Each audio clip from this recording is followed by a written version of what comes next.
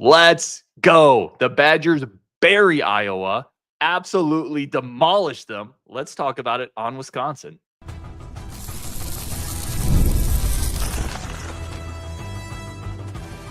You are Locked On Badgers, your daily podcast on the Wisconsin Badgers. Part of the Locked On Podcast Network, your team every day.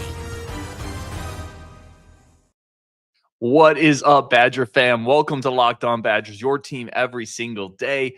I'm your host, Ryan Arias, part of the Locked On Podcast Network. Thank you so much for joining us. And we are talking Iowa, Wisconsin. Iowa, bro, they didn't stand a chance. This is an avalanche, Rajiv. Iowa got crushed by the Badgers, baby. Wisconsin wins 116-85, a non-overtime 116-85, by the way. Imagine telling a Badger fan from 3 years ago. By the way, you ever wonder if you could just travel back to talk to your former self and say, hey, in a couple of years, Wisconsin football is going to go to the air raid and Badger basketball is going to score 116. I would have entered into the transfer portal back then. Dude, we got a bunch of your comments, but yeah, this is a fun show. It's so exciting to do this. We're going to do there's no bad today. We talked a little before the show. There's some things we can talk about, but we're going to do the good, and the interesting today. Rajiv, I'll let you start off with your first good. I mean, I'm just going to, everything is good. Look, I want to just start by saying this. This was such a pivotal game. And I know that it's one game on the schedule. The difference between 0-3 in conference and 1-2 is massive. Yes, it's one game, but we talked about how in order to get to the tournament, in order to be like a tournament team, you got to be 500 in the league. If we would have been 0-3 and 3 games under 500, that's a mountain to climb. All of a sudden you get this win. Now you've got momentum, you've got confidence, and you're 1-2. Your season, your year started off right. January started off right. What an incredible performance, an incredible win in a very big game that we needed to have. If you lose this game, all of a sudden you're looking at going at Rutgers. Now are you going to be going 4? This just changed kind of everything in the trajectory of how this Big Ten season can go. The good in this game, just give it up for everybody. I'm not even going to single out a single person. I'm talking the entire team played amazing. 21 of 31, breaking records all over the map. But John Blackwell, my God, that guy is an absolute killer. He just knows when to take over games. He knows how to take over games. And boy, I mean, I want to talk about everyone tonight because I just think this team just deserves so much praise because that is the kind of performance we have been desperate to see. We did a show on New Year's, Ryan, and we talked about how we just wanted to see some positivity, some joy, something to make us happy. Well, that just what happened right now. Let's keep going. Let's get this moving. I'm pumped. Badger fans, we have something to cheer about, and we haven't had a lot of that lately. So tonight we are going to cheer. Let's go. Yeah, a ton of great comments too. Brian Axton, that was 3 games worth of points under Dick Bennett. Don't Badger Me says, what a way to start 2025, Ryan. Let's go. Yes. For my good, it's the offense. I mean, it sounds like obvious stuff, but let's go deeper into it. The pace of it, the spacing, the ball movement was incredible today. The crispness of the passing, it was drive kick, not there, quick kick. It was quick decision-making, find the open guy, shoot with confidence. If it's not there, I'm going to drive the closeout, find the next guy. Kamari McGee did that 2 or 3 times. John Blackwell did that 2 or 3 times. Every piece on this, when we talked before the season, Rajiv, we said, if this offense clicks, it's going to have some big man in the middle, whether it's Crowell or Winter, then you're going to have incredible spacing around those guys. The ball's going to move quickly. Teams aren't going to be able to react. You're going to get that second pass that leads to an open shot. How many times today did we see the hockey assist? Somebody drives in, 1 pass to the wing, defense reacts, 1 more pass to the corner, open 3. This was as crisp and as clean and as efficient looking offense. And that's what not to this level, but that's what this offense can do to teams. It can put them in a blender. Yeah, I mean, it was incredible. Let me give you another big good that we don't talk about a lot. We talked about it a lot negatively. Rebounding, 37-21 in the rebounding, and it wasn't just we lucked into that, or Iowa's not a good rebounding team because I'm not saying they're great. We were fighting for rebounds. You saw Nolan Winter out there just jumping through guys, finding positions, getting bodies on people, really fighting and playing for rebounds. So often this year, we've seen the lack of effort on the glass. That was not the case today. You're right. Every single aspect of the offense was really good. Every single aspect of a lot of things was great. rebounding deserves a lot of credit. I was actually getting upset early in the game because I know they play a tough transition game, Iowa does. I want us crashing more of the offensive glass, but we weren't. We were going right back on defense because we knew we wanted to stop their transition. But we still out-rebounded them 37-21. Like, that's really impressive stuff. And that it's one more thing to add to that, like, really good things that if that continues, it's so important. And as the Big Ten season goes on. I'll say this: it's tough for a team to get defensive rebounds when a certain team never misses a shot. Like that adds into the rebounding discrepancy. But yes, they were much better in today's game. And let's just get another one. I mean, there's a laundry list of goods here. If you get this Steven Crowell, this team is better. This is the version of Steven Crowell: 14 points, 7 rebounds, efficient shooting, really competed against Freeman, played hard defensively, had a block. Like, that's all you need from Steven Crowell. Like, just be solid. And the last 3 games for it feels like he's gotten the message, because now that's 3 games in a row. He didn't miss a shot today, by the way. He was 4 of 4 from the field, 6 of 6 from the line. He didn't miss a single thing. And yet he was overshadowed by his front court partner, Mr. Nolan Winter, who we also need to spend a minute talking about. It's in the good section, because what a game from Nolan Winter. I mean, so yes, Steven Crowell, great. This is what we have to have. But what we also need is for Nolan Winter to be that dynamic duo down low. And man, Nolan Winter, boy, I want to spend a minute talking about him, because I think he deserves a lot of credit. Now, we've both on individual shows talked about Winter is coming and how he's doing. The mentality that this man is playing with right now is something that's really special to see. You saw early in the season, he'd get the ball in the block, he'd get the shot blocked. His awareness wasn't there. He's playing with swagger, and he's playing really aware of his surroundings, right? So he's pump faking. He's like when he had that shot in the second half on the wide open back door, he pumped in the air, right? There's little things like that wasn't happening earlier in the season, because he's aware of what's going on. The game looks like it's almost slowed down for him a little bit. You know, I mean, to use a kind of a football term, the game slowed down. He's being more deliberate. He's carrying a swagger. He's like, yeah, I know, I'm a big. I'm going to act like a big. I'm going to play like a big. I'm going to play smart. If Nolan Winter continues to have that kind of mentality on the court, he's going to get better and better, and we're going to be able to use him more and more and depend on him more and more as the season continues, because it's not just about Blackwell and Tanjay and even Crowell at times. If you have another guy in there that you know is going to just play smart basketball, I thought his performance was lights out tonight. 18 points, 8 boards.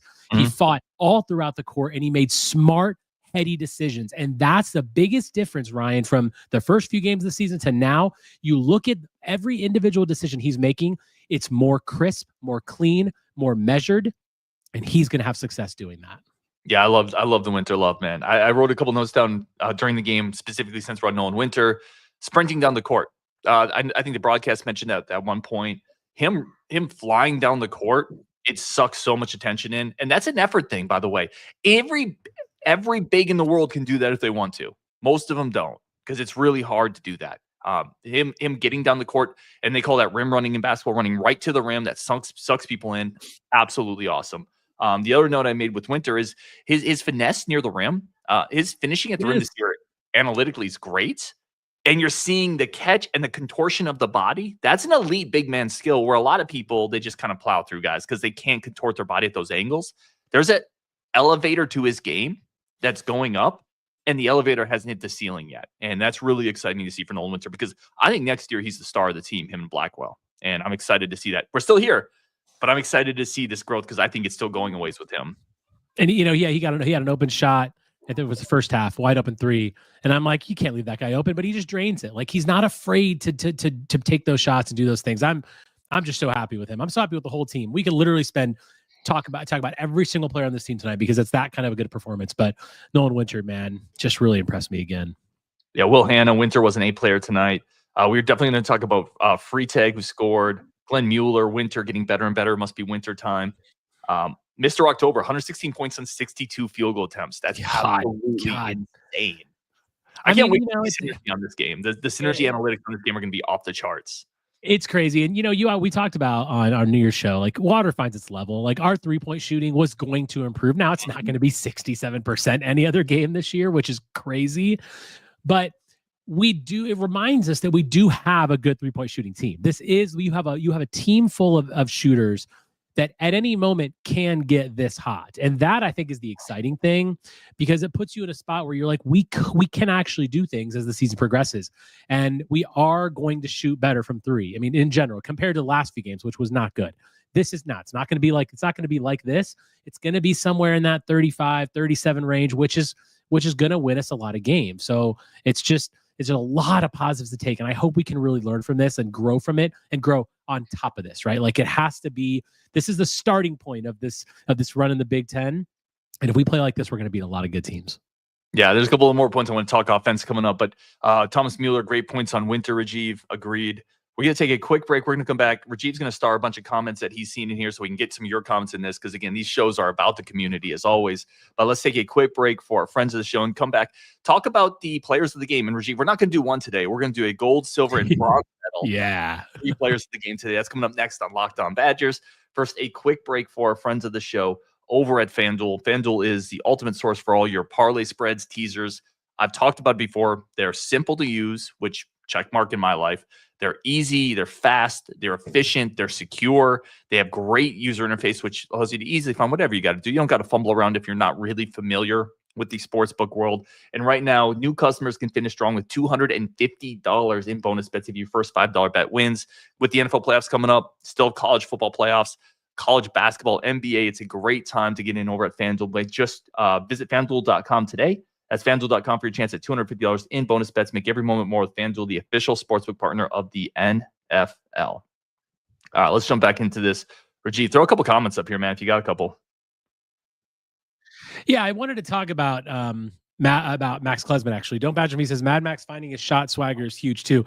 One thing that I liked about Klesmit, I was on the Discord in the first half before I drove home from work talking about, like, he missed a shot early. He looked like he was just looking to pass early. I liked that his first shot today, his first made shot, was a dribble penetration pop in the lane. That's really important. And I want Max Klesmit to do more of that. Okay. Like, we know that he's 28% coming into this game from three. He made a couple tonight, but getting that shot, like, if anyone who played basketball who knows shooting, I was a shooter growing up. It's when you got to see the ball go in the hoop. And I think it's really important to do that. Either get fouled or have that kind of stop and pop in the lane. Because then after that, you saw the confidence go through the roof, and he made 2 threes in quick succession. He's not going to do that every game, but when he's not making his threes, go get something else. Either draw up something for him, or just he needs to be aggressive and drive the lane. But I really liked his performance tonight. I think that it wasn't great. He only had 8 points, but the confidence is everything for him, because we've got a great team here, but we're going to need Max Klesmit to make threes in big spots if we're going to be successful as the season progresses and into the tournament. That's the way I want to see him start games. Like, go get in the lane and get a little bucket, because you can see it in his eyes. His confidence lights up. Yeah, I love that point. And I wrote down the exact same thing. I said, important first bucket for Klesmit in the paint. I wrote literally the exact same thing. And here's the thing. I thought this was a really nice game for Klesmit, because really we need him to be like a third or fourth wheel. We need him to kind of settle in behind Winter, Tanjay, and Blackwell. 8 points on efficiency is that. And then if you look at the assists, you have 6 assists from him. That's a perfect game for him. And his assist rate actually this year is at a career high. So he's up that playmaking. As you've seen Hepburn leave, you've seen Blackwell and Klesmit really feel the majority, with McGee as well, the majority of what Hepburn did to set people up. 8 points, 6 assists on efficiency with the energy that he played with tonight. Bro, you take that every day from Klesmit, because I think you believe in Tanjay, Blackwell, and Winter as your 1 through 3 scorers. So yeah, I thought it was a really good effort from him tonight. 2 comments I wanted to put up there about another player on the bench we haven't talked about yet is Xavier Amos. Low-key, Xavier Amos showed some flashes, and Brian Pritzel says, I agree. Amos looked more like a team player and understood offense today. What were your thoughts on Amos and how he looked today? Yeah, I actually would push. So like I said, I don't want to take anything negative out of this game. I know he hit a couple shots, which you love to see. One of them was when the game was decided. Yeah. I thought his minutes in the first half actually weren't great. He came in at about the 10, 11 minute mark, and Iowa kind of went on a bit of a run there. I still would like to see him be a little more active. I agree. It's steps in the right direction. Him seeing the shots go in is going to be a really big deal. I thought it was maybe not quite as high as other people think it was on Amos today. I agree. I still have a lot of questions about Amos, but a lot of people in the chat thought he had a good game. I just think, like, I just want to see him be a bit more active and doing the little things, because he just has to do more of that. and find a way into the game other than just grabbing it and shooting it like that. You find your way elsewhere, right? Do other things to really kind of get yourself going. But yeah, I'm not going to talk negatively about anybody tonight. He was fine. He had a good game. That's okay.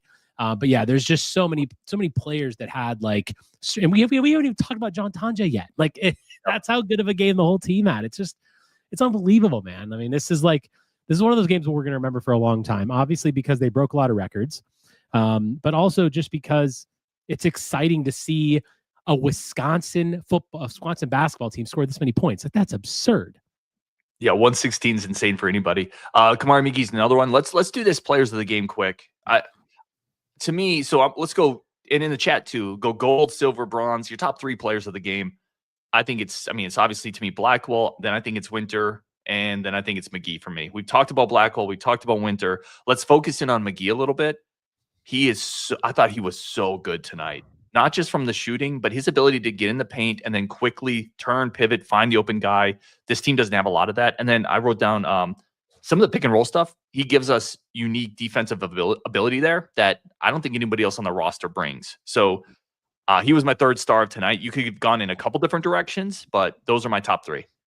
Yeah, I like the Kamari McGee shout. And also, like, and speaking of defense, you touched on a little bit. I thought the pick and roll, like the way we hedged harder late in the first half and into the second half, I thought was really good. And he was a big part of that. I think that McGee brings so much energy off the bench, but he also brings smart. He brings intelligence off the bench too. He's making good, smart plays. So my gold is definitely JB. Like he's an absolute killer. I mean, the guy is so dangerous at all times. He knows when to take over a game. He knows you give this man 1 inch and he's taking it all the way to the hoop and you can't stop him. And he's got a lot of finesse around the rim too. He missed a couple tonight, but it was just like the way that he's able to contort his body, as you mentioned earlier about Winter. It's smart and it's good. And he's able to make that happen. He's really heady around the rim all and everywhere that he is. Silver, Nolan Winter for sure. I'm going to go bronze. I'm going to go Steven Crowell just because I feel like we're not talking about him as much, but he didn't miss a shot. He missed 4 for 4 from the field, 6 from 6. I want to look at his entire stat line here. He had 7 rebounds, 3 assists. I think that he had a good game, and he's not going to be the best player on the team. He's not going to be in the top 3 or 4. We want Winter to pass him. We want Winter to be the better front court player. But if you get a 4 or 4 performance from Steven Crowell, he's being aggressive in the block. Like Freeman had a pretty bad game overall, but he kind of owned him down there. He didn't take a ton of shots, but when he did, he was deliberate with it. He used the glass. I thought he was played really smart. He had a big rebound off a foul shot, like in the second half, just little things that I think he deserves credit. He's continuing after getting called out by Greg Gard. Look at what he's done every single game since then. He's just doing what he has to do to be the starting 5 on the court. And yeah, a lot of credit goes to Steven Crowell. So he's my bronze. Yeah, let's keep on Steven Crowell for a second because a lot of players would pout. Right, a lot of players, if you get called out by fans, by the media, we talked about it on this game after Illinois. That's not good enough. There's multiple ways, as not just players, as people, you can take feedback. And Crowell said, "F it, I'm gonna go play harder." Right, and that's hell yeah. A lot of players don't do that, man. And he has come out, and you're absolutely right. If this is the version of Steven Crowell, should never be the best. I don't want to say this in a weird way, but he shouldn't. You have players on this roster of higher upsides. Mm-hmm. But if you get this, he's maybe the most important piece because if you get this version of Steven Crowell, you're not losing a bunch of games, man. Because the other pieces play that's the other part of it. The other pieces play so well off of Crowell when he's engaged because he sucks the defense in and he makes it really, really difficult for opposing defenses to operate because the spacing is so unique with this Badgers offense and the shooting. He's incredibly important. And what he's done these last 3 games, it's got to make you confident, man. And let's give Greg Gard some credit for that too. I know there's a lot of people that don't like to give Greg Gard credit for a lot of things, but I mean, he knew how to get the best out of Steven Crowell, and he called him out publicly. And when that was obviously a decision, he had to think, kind of carefully decide how he was going to do it. Was he going to take playing time away, pull him out of the lineup, do all these things? We talked about what some of those options were. He did what he did, but it worked. So, I mean, Greg Gard gets a lot of credit for that because you're right. That really could have gone a different direction. And instead, now you're looking at this team and thinking we're more confident than ever because a better Crowell means a better Badgers. Yeah, how about Carter Gilmore banging a couple threes too? I mean, was he 2 of 2 tonight? I think so, right? He sure was. Carter Gilmore. I think he's shooting like 45% or something from 3. It's just, man, I mean, but when you have, again, last year, Wall wouldn't shoot, Gilmore wouldn't shoot. Those are 2 players that played a lot. Every single player on the floor can shoot the three and will shoot a wide open three. That is a weapon within itself, whether they make it or not. Having that weapon, you talk about spacing all the time, like what that does. And Gilmore, man, you talk about a guy that took a step. I mean, this wasn't a step. He climbed like 10 flights of stairs from last season to this season. And I'm so proud of him for that, man. We give Carter Gilmore, frankly, a lot of crap on this show. We have in the past. And all fans have. And I just think like this, you talk about another guy that didn't pout. I mean, how much crap was he getting from fans? What is he going to do? I'm going to come out here and I'm going to show you guys. And he has. Good on Carter Gilmore, man. What a great year he's having. Yeah, listen, here's the thing. I've said this before, but it's worth bearing repeating. Fans are looking for people to cheer for in college football and college sports sometimes because of the era we're in. Like here's the other thing before we go into this break, Rajiv. This team is super easy to watch and have fun with. They're super easy to cheer for. It's a bunch of Wisconsin kids. Yes, there's some portal guys for sure in Tanjay, but for the most part, Blackwell's in his second year, seeing growth. Kamari McGee, we know the path. Carter Gilmore, Stephen Crowell's been here forever. Nolan Winter is in his second year. We've seen growth there. Max Klesmit is a former Wisconsin who came in and is showing growth. Like, it's such an easy team to root for, man. And it's so much fun when that works. Yeah, I can't stop smiling right now because we don't get this very often. We haven't had this. We haven't just having a little something to look forward to. I mean, right? It's exciting. And yeah, you're so right. I mean, there is a lot of things to like about this team. And, look, let's be fair. Like, we're getting into a tough stretch now. We're going into January, February, a time that February was the time last year where the wheels fell off completely. Yeah. Let's get through January. Let's keep going. We're going to have our bumps in the road, but I feel like this is a team that's showing that we're far improved over last year based on the fact that you've got offensive weapons everywhere, and we are not great, but we are better defensively. And I think the defensive adjustments, we should talk about that after the break. I think the defensive adjustments that Greg Gard made throughout the game were pretty good, and I think there's something to talk about there. Giving up 85 points is not a good thing, but we did keep a very, very good offensive team in check. Yeah, let's talk some defense, and let's talk about not overreacting maybe too much to one game coming up next. Let's see if we can put some balance into it. Or not. Let's overreact. It's all good. No. This is the reaction show after all. That's coming up next on Locked On Badgers. But first, a quick break for our friends of the show over at Rocket Money today. And thank you so much again for everybody tuning in, supporting the show, supporting the channel. You guys are incredible as always. Thank you for that. Rocket Money is the place to find all those subscriptions that you have, that you've forgotten about, that are just siphoning off money. Just taking money out of your piggy bank that should be going to your future, should be going to your kids, should be going to your house, or should just be going to you buying Taco Bell. I don't know what it is, but that money should be going somewhere else if you have subscriptions that aren't used. Rocket Money will prune those trees, get rid of them. Rocket Money is a personal finance app, helps you find and cancel unwanted subscriptions. Cancel your unwanted subscriptions, reach your financial goals faster with Rocket Money. Go to rocketmoney.com/lockedon today. That's rocketmoney.com/lockedon. rocketmoney.com/lockedon. Terms to apply. You can create an account, redeem code LOCKEDONCollege for $20 off. All right, let's jump back into this. I want to start with this. This is just one game where you hit a school record in 3-pointers, right? That's not to be lost because I've said it for a long time. I'm confident in this team shooting better than they've been shooting. I think it's a team of good shooters, and they were going to, like, John Blackwell is going to have a game like this to help balance out the games he hasn't had. That being said, defensively, you still gave up 38% to Iowa from the perimeter, 48% overall. I'm not too worried about the overall points because in a game where you're playing with more tempo, there's just going to be more possessions. Sure. So they're going to get more shots. But the shooting percentages still are a little too high. And it goes back to what we've always talked about. This team has to be carried by the offense because it's never going to be a great defensive team. Yeah, and I agree. It's not going to be a great defensive team, but it's about what you can do on defense and the adjustments that you can make on defense. And I think in the first half, I wrote down some first half notes where I'm like, boy, every shot Iowa gets is just wide open. They're just taking shot after shot. They're coming off screens. They're just popping, and we weren't doing enough to stop that. And then after the under 8 timeout, things changed. I felt like our defensive intensity ratcheted up a little bit. And that's what I want to see. I know we're not a great defensive team, but we can control the intensity we play with. We can control, like, especially how hard those hedges are happening and how much we're hedging and how much we're boxing them in a little bit and making it harder, shutting down the passing lanes. Like, there are ways to play better and to really contest some of these shots.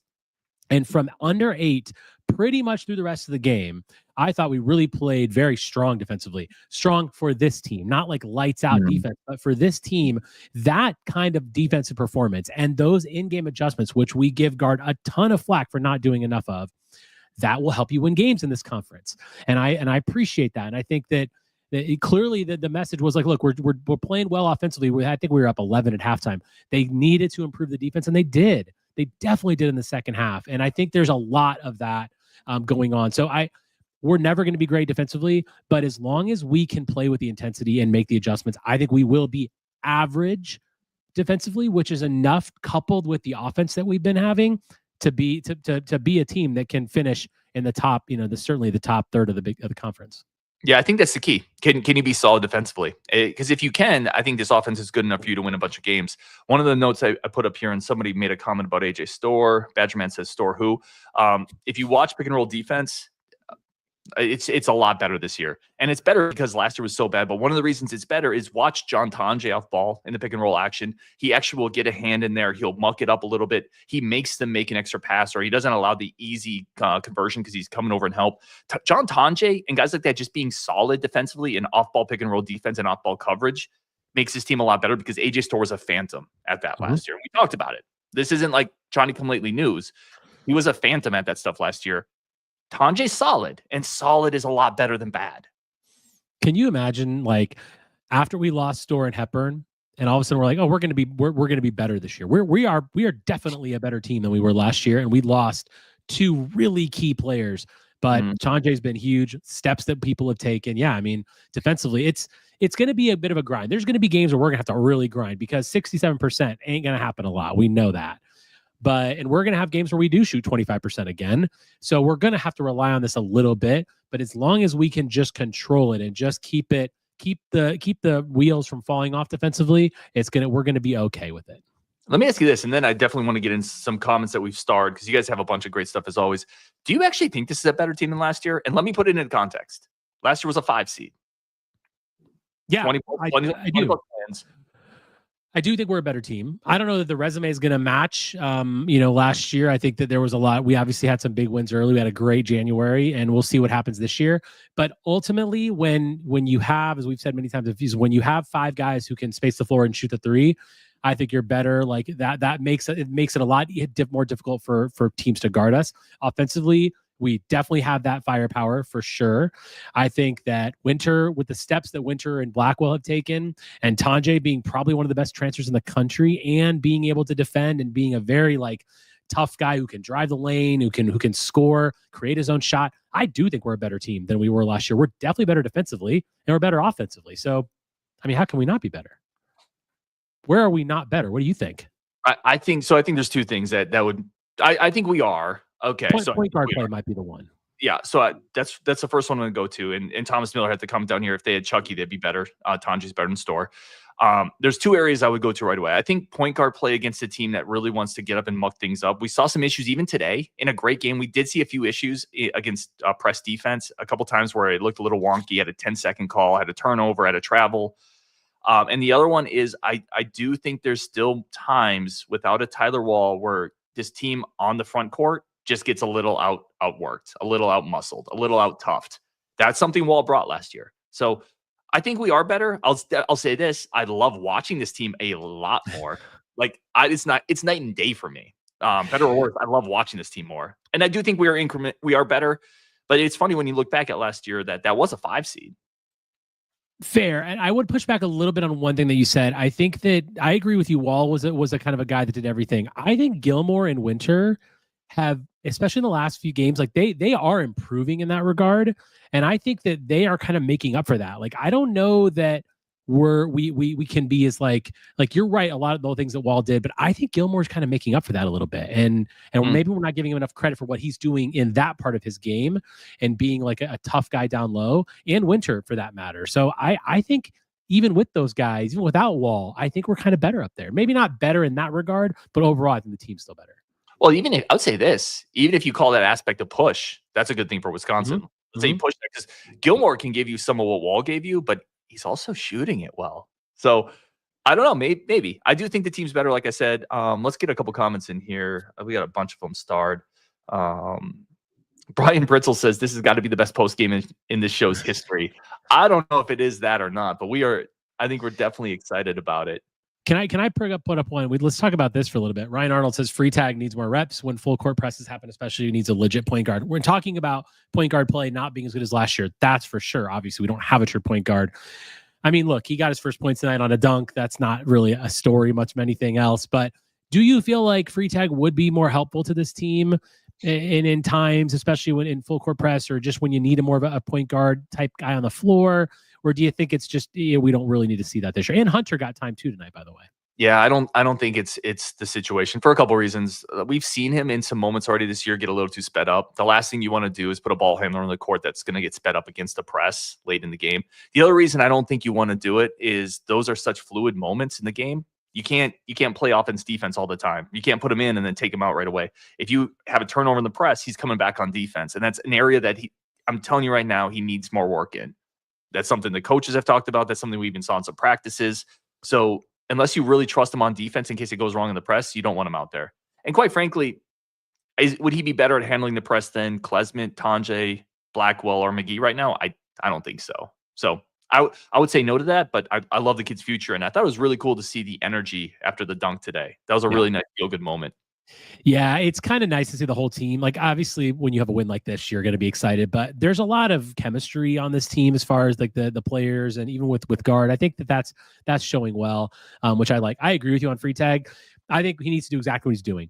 Learn, play the scout team. Like, take the year to learn from this team and to learn from all these guys around you. We've got enough players that are playing, and even Hunter, got some minutes out there, and I think his minutes might increase as the season goes on, which I think will be another guy off the bench that can play the point. So yeah, I think he just needs to stay where he is, get the garbage time minutes, learn, get better, and then next year will be his time to really come out and play. I wanted to put one more up here too. Bo Dragon, they only play one ranked team in the next 10 games. Time to make hay.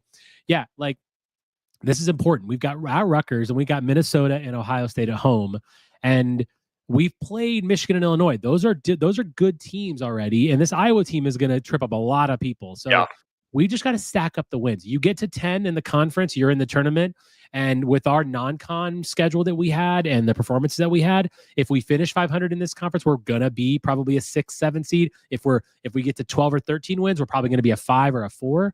So we do need to take advantage of these teams like this. When we're playing teams that are down a little bit, we have to show that we're the better team. We can't have games like last year where remember last year we laid an egg to Michigan? Like, we can't do that. And that's something that I feel like this team will be better at, because what we don't see a lot of on this team, as we have seen in the past, are those long scoring droughts. Not saying they haven't happened at all, but in general, when you got a guy like Tanjay and Blackwell who can easily penetrate to get to the hoop and get fouled, get points on the board, I think that's going to go down. And thus, I think we should be able to beat some of those teams that we struggled with a bit last year. But I think Bo makes a good point. This is our time to make some. We need to stack up these wins now. The season is long. This conference is deeper than a lot of people think it is. Get the wins now. A couple things that ping off what you said. I think that's entirely correct. You got to get the wins, and because you're not always going to get them later. The thing with Freitag too, how wild is it that people are freaked out that a true freshman isn't playing? Like, we were too. We were talking about he would be. That's just indicative of the culture and the era of college sports we live in right now. Everyone's like, I can't believe you got to get him more minutes. What's going to happen? But they could be fearful that he's going to leave, which is true. I mean, like, he could. I agree. Like, I 100% get the reasoning for it. It's just wild how quick things have changed in the last 3 years, because there was never a freshman under Bo where you'd be like, oh, you better play him more. It's weird how it's all changed. I want to throw this up here because it just made me chuckle. Bo Dragon said Chucky had the burst of a sea turtle. And by the way, Bo, I really like your new logo there. The new icon looks great. I would say Chucky played with pace. That's the difference.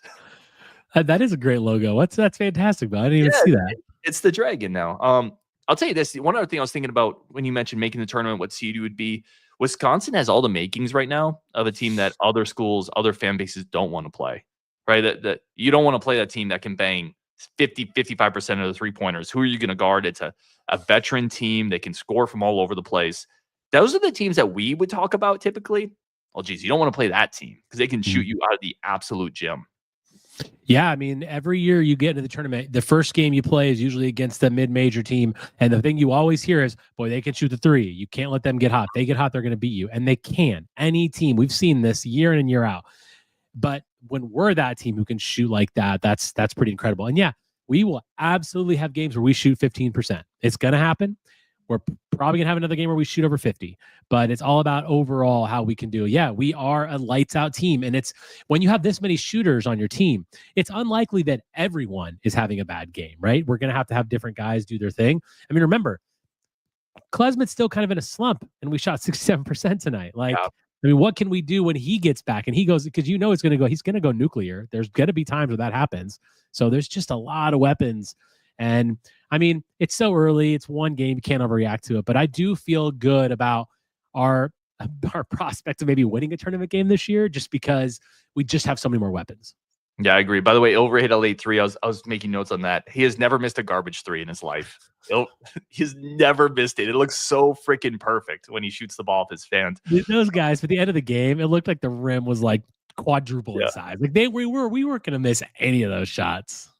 All right, let's wrap it up here, man. A bunch of comments as always. I'm never able to get to them all. We do potentially have a couple of programming notes. We do potentially have somebody coming on board that's going to help manage some of these live shows, which I think is going to be really, really cool. Somebody that reached out.